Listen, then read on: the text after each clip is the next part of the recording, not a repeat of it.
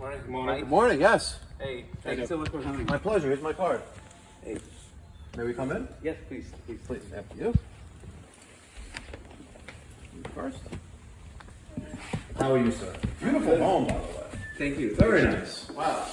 Yeah, newly built like 23. So. COVID built. Very nice. Yes. Wow, very nice. Not what you expect in Valley Stream, but good No, for you. we got lucky. We have been in Valley Stream for a while, so we were just hunting. Awesome. Got lucky. So how may we help you? Let's take a look into the basement. So basically, two things I wanted to ask you. So, it's zoned out, like the heat is like first floor and second floor. Okay. So the second floor heat, like sometimes, like not sometimes, every season, during the start of the season, like air gets into the water lines or something. So, So you have no circulation in one of the zones? Second floor property? Second floor all the time. That happens, and we have the original plumber, like who did the house. Yep. So he will come in, drain it out, and then be on his way. But I just want to. You want to solve the problem? Yes. Okay, lead the way. Let's go see. Ah, nice unfinished basement. I love it already. Awesome. One day you will. It's 2,800 square feet, so we didn't need to, Yeah. Have we been here before? No, I think this is our It first looks time. Oh, no, okay. So it looks kind of familiar. Are you? You're gonna create some storage spaces. We actually gonna probably make it into like a sort of like a home theater and all that once we get Very to nice. You have high ceilings too. Wow. Yeah, it's like You got the egress window ready. You're good. Awesome. Because the village will bust your chops. I'm sure you already know.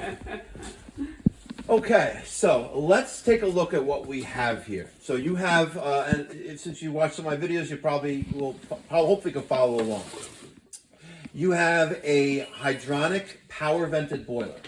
Power vented because it doesn't use a chimney, it utilizes that 2.5 inch B vent that's keeping the boiler going outside, and inside the boiler there's a fan which allows the draft to go outside.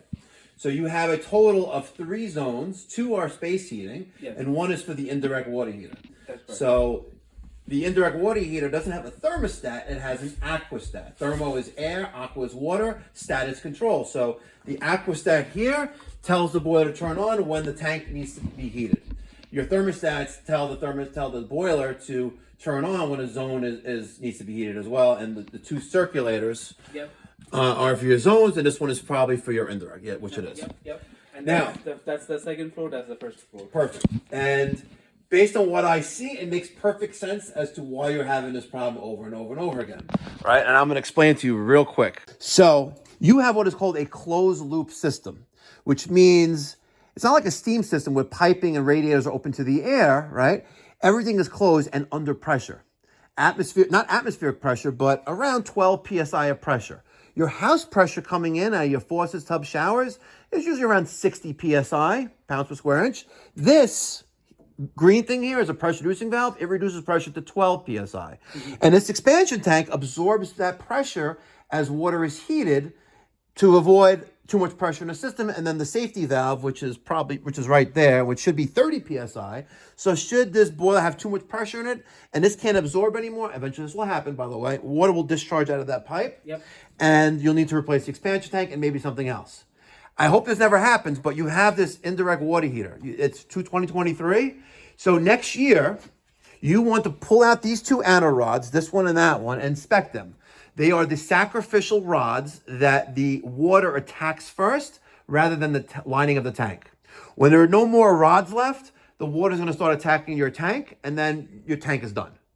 It may last X amount more time left, but these rods are designed to be replaced. Yeah. This is a indirect water heater by Titanium. We carry those on all of our trucks because it's a very popular water heater for indirect water heating. So next year, or maybe the following year, not more than 5, you want to pull those out and inspect them. If this tank should ever fail, right, they're going to want to see what's left of the anode rod. And if you look Mikey Pipes and anode rods, you'll see what I'm talking about. I'm like a military general about it, because you could save yourself thousands of dollars by spending a few $100s every 5 years. 100%. Okay. Yeah, just keep up with the maintenance. Okay, yeah. Now back to the problem at hand. Now that I went off the tangent about the water heater, but I wanted to stress the anode rods. You will never forget that now, right? Yep. 60 psi, 12 psi. Okay, this is incoming water coming into the boiler. Okay. it is installed wrong. Okay. Okay? And you're missing a vital component called an air scoop at a minimum and or an air separator. This is a supply piping leaving the boiler. This is the return piping coming back to the boiler. Yes. When there needs to be a replacement of pressure, which doesn't usually happen, right? And because you have no means of air removal other than this one automatic air valve, air will get trapped at the highest location, right? Because air is lighter than the water that's in the system. Yep. So if you look on my boiler installs, regardless if it's a wall-hung boiler or one that's cast iron sitting on the floor, you're going to see that the pipe leaving the boiler, called a supply pipe, right, connects to an air separator. I believe in using more expensive stuff than cheaper stuff because they do more stuff generally, right? Yeah. And below this air separator, and I'll pull up the manual for this and I'll show you because it's in the manual. So instead of this being here and connecting to there, there's an air separator here. Below the air separator is a T, which has your water coming into it, and below that is your expansion tank. So as soon as water comes into the boiler, it's going to immediately be scrubbed of air bubbles. Got it. Okay, that sounds pretty Yes. fancy. This actually is a failure point because he already replaced this brand new in the house within 1 month of me moving. Okay. Now, hear me out for a second. When I install a new system, as I'm getting paid and as I'm doing all the final paperwork, this is what I tell the homeowners. Like, anything man-made is subject to failure at any given time. However, because you know that, if there's going to be a problem, it's usually going to happen within the first couple days, the first month or two of use, right? And that's because it's man-made. It's subject to failure at any given time. But generally, we install good quality products. Like the majority of stuff here is good. It's a nice boiler. It's a good water heater. The circulators are nice. These are Grunford circulators. This is a Takeo. I don't know why he did that one there, but maybe whatever. It's what he had. Or maybe this one came with the boiler and then he added these two. I don't know, but boilers do come with a circulator generally.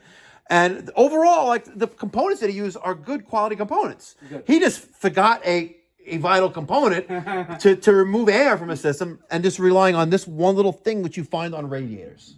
You don't find this on a boiler. Got it. And that's where you're lacking. So you're going to keep doing the definition of insanity, repeating the same step over and over again, expecting different results until a major change is made. And unfortunately, it's not easy to do this, but the way I would do it is I would have to support this up somehow. I would make this T, this is a T actually. I would put an air separator here. I would extend the pipe here a little bit more or do something here and loop back around and connect it. That's the easiest way of doing it.